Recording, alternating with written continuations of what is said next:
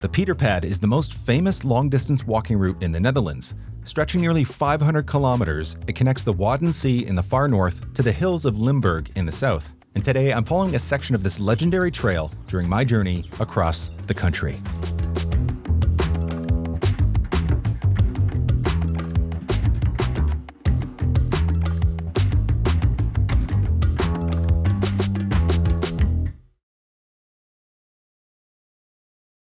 The Pieterpad isn't just long, it's also incredibly diverse.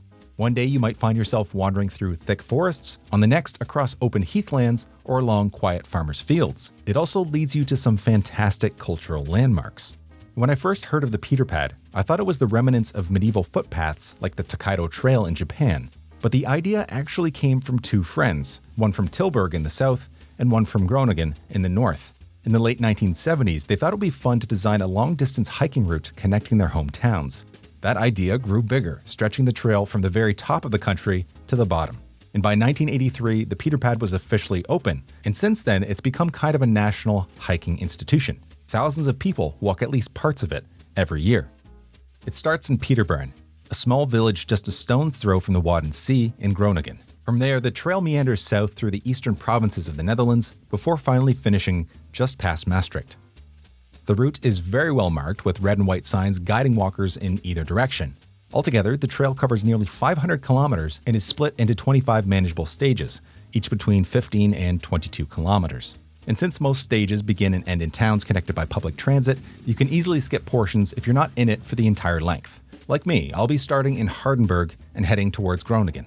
Along the way, I'll see some of the Dutch countryside and historical landmarks up close, but not quite in the way it was meant to be experienced because I'll be on my bike, though I did have a chance to experience the final few kilometers of the trail on foot. The last evening I spent in the Netherlands after I finished my bike tour was in Maastricht. Without a bike, I was forced to see the city the old-fashioned way. The castle walls, green spaces, cathedral, and narrow streets make up a truly fantastic city center. Highly recommended. And following the Pieterpad to the southern edge of Maastricht, you'll find the 300-year-old Fort St. Peter at the top of a genuine hill in the highest point of the city.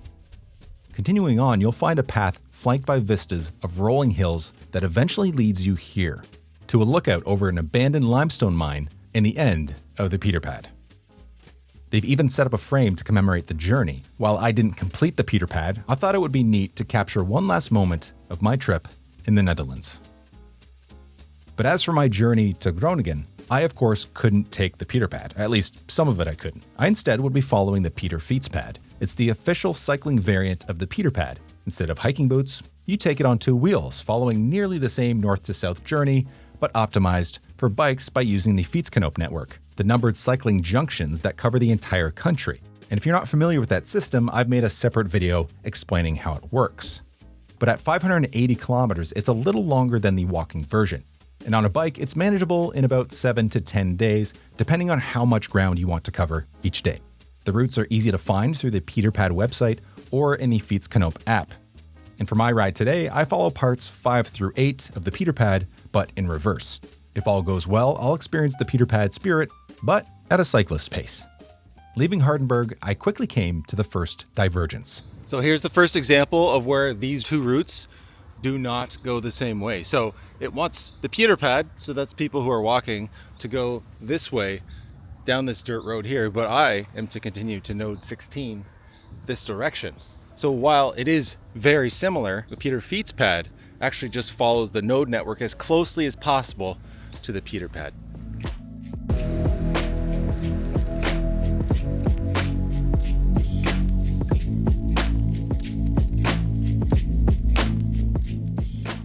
Like the day before, I did end up on a few 60-kilometer-per-hour roads without any bike infrastructure, but thankfully, I didn't have to endure any uncomfortable close passes.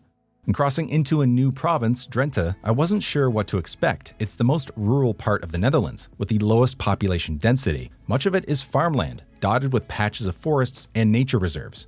So I ended up being really impressed with the cycling infrastructure. Even out here, in such a sparsely populated area, I found myself riding on separated bike paths more often than not. It really shows how seriously cycling is taken in the Netherlands, not just in cities, but in the countryside too. This is a big deal. There's a common thread here in North America that we don't need bike lanes. Some people have the fortitude to ride along high-speed traffic, which is fine, But that's not me, and that's not the majority. Those folks only account for the fearless 1%. If we want to reduce our reliance on the car, we need to offer more options that entice the rest. We need safe spaces like the separated cycle paths they have been building in rural Drenthe. This is what I find so fascinating, even here in this rural area. Like, this is a highway exit right here. We've got protected bike lanes. It's crazy. This was my first point of interest, or at least a passing point of interest, because Coevorden has a neat historical link that actually ties back to where I live, in Vancouver, Canada. The city of Coevorden indirectly gave its name to both Vancouvers, the one in Washington and the one here in Canada. The explorer George Vancouver, who sailed the Pacific Northwest in the 18th century, had ancestors who originally came to England from Coevorden. Over time, their name transformed into Vancouver. So in a way, this small Dutch city is connected to the place I call home. I was also welcomed by some birds whose demeanor definitely reminded me of the cobra chickens that patrol the Vancouver shores. Excuse me, he's coming through. This guy ran at me.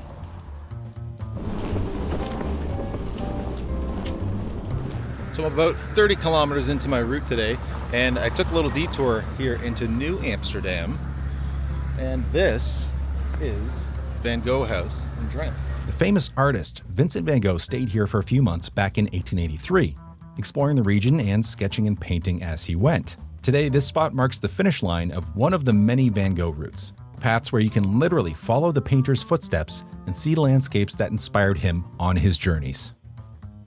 As I got back on track, I realized I was getting a little bit of help. Unlike yesterday, the wind is on my side. Yeah, I got a tailwind for sure. It is truly incredible how much the wind can make a difference. I could feel it even though I was riding an e-bike, but later on the bike itself let me know just how much of a boost I was getting. The bike is showing me I've got 3.5 bars.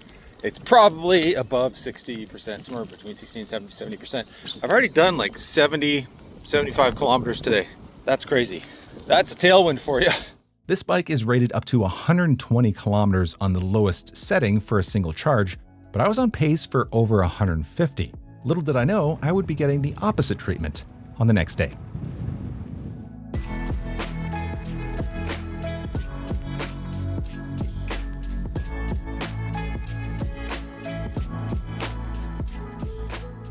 That's how you know you're in the Dutch country. Got a milk machine on tap on the side of the road. Awesome. And the thing you have to realize about these nodes is that they might not always give you the most direct route. That being said, they've usually been a lot more interesting. Which brings us to the hallmark of Drenthe, the Hunebedden, megalithic structures dating back over 5,000 years. These ancient monuments are made from huge glacial boulders of granite and gneiss, carried down from Scandinavia during the last ice age. Some weigh up to 20 tons, yet Neolithic communities managed to move and stack them into tombs that still stand today. Of the 54 Hunebedden still preserved in the Netherlands, 52 are located right here in Drenthe, making it the heartland of this prehistoric culture. It's incredible to think that in the middle of this quiet rural province, you can still walk among structures that have stood for millennia. But why have they been stacked up like this? Well, that's been the subject of much speculation for quite a long time. Even back in the 1600s, a book published by one J. Picard, not that one, came to the conclusion that these were tombs built by giants. It was actually a popular read at the time. But the predominant theory today is that the Hunebedden were communal burial grounds. Archaeological excavations have uncovered human remains along with pottery, tools, and ornaments, suggesting that these sites were not just used for burials, but also for rituals tied to community and ancestry. I was able to visit multiple sites along the way, but not without getting my fair share of the rain. I'm feeling it. Feeling the rain. It's the rain high. Feeling good. Let's go!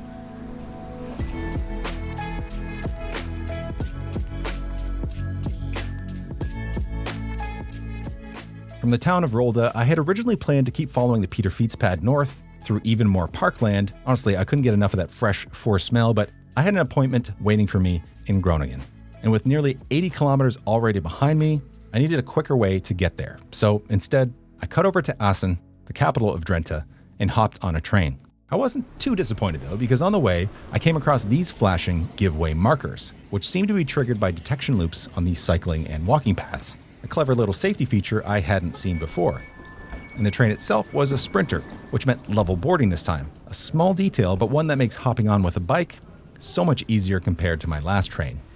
Arriving at my destination, I disembarked at the Groningen Europa Park station, as the main station was undergoing renovations at the time.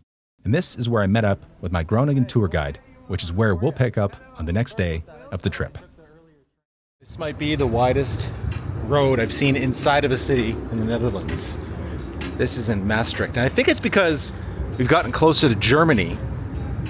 So naturally, I'd like to appeal to the German sensibilities. They love cars.